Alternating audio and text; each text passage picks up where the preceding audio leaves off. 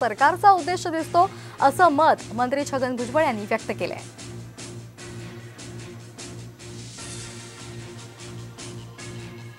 तर सगळे चोऱ्यांचा कायदा करण्याचा प्रस्ताव आमच्याकडे आलेला नाही असं भुजबळांनी म्हटलेलं आहे आणि त्याचबरोबर वेगळं आरक्षण देण्याचा सरकारचा उद्देश असल्याचं भुजबळांनी म्हटलंय।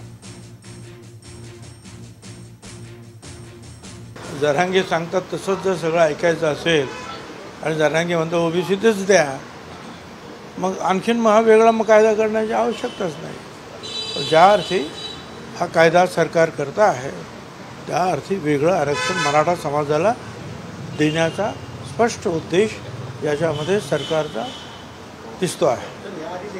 बाठिया कमिशनने केलेली काय जनगणना असेल नाही तर या शुक्रे समितीने केलेली जनगणना असेल, या कुठल्याच जनगणनेवर आम्ही विश्वास ठेवत नाही, आम्ही तो नाकारित आहोत।